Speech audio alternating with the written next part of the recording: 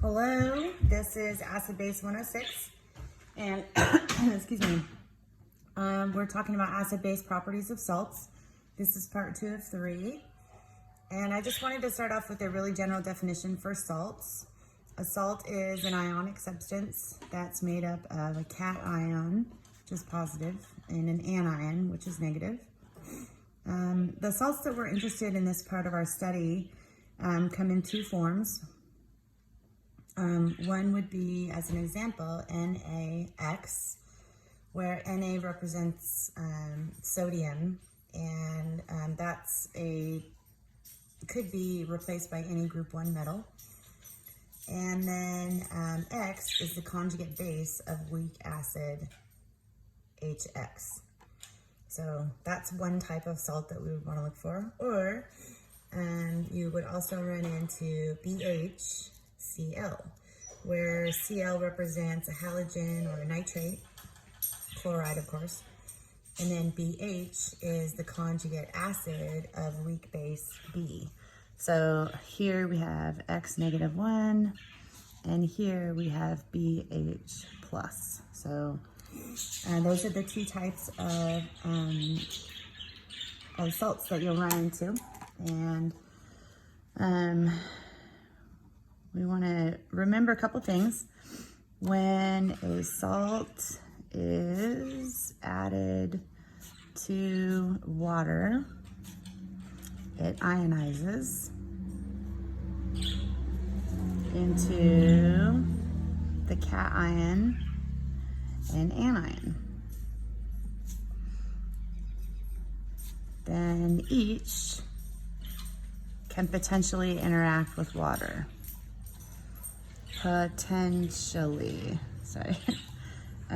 React with water.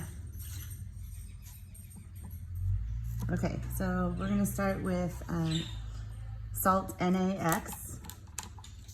So let's say we have NaX, and we put it into water, so it's aqueous. What's going to happen is we are going to get sodium and X -1.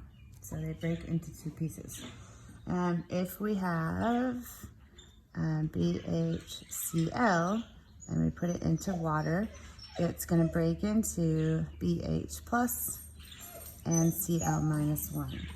Okay, now this guy is the conjugate base of a weak acid.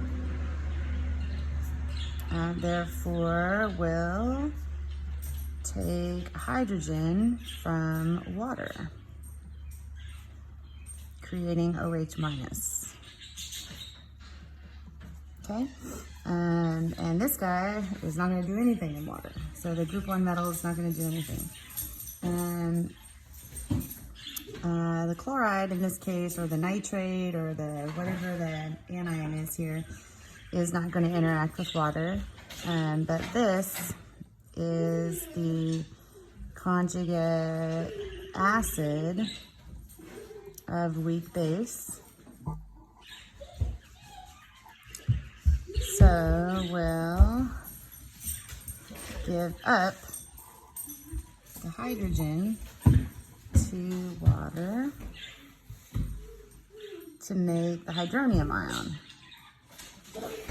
Okay, so what you would see is just draw a line right here. Emmett, stop please. Yeah. So what you'd have is you'd break these 2 apart, and then this guy, his ionization is going to go like this: X -1 plus water liquid, going to equilibrium with HX aqueous plus OH minus aqueous. And this guy is aqueous, thank you. Okay, and this guy in water is going to ionize like so. You're going to have BH plus aqueous plus water liquid in equilibrium with B aqueous plus H3O plus aqueous. Okay, so they ionize.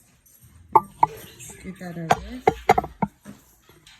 They ionize, they break apart, and then one of them will interact with water, either the conjugate base of a weak acid or the conjugate acid of a weak base.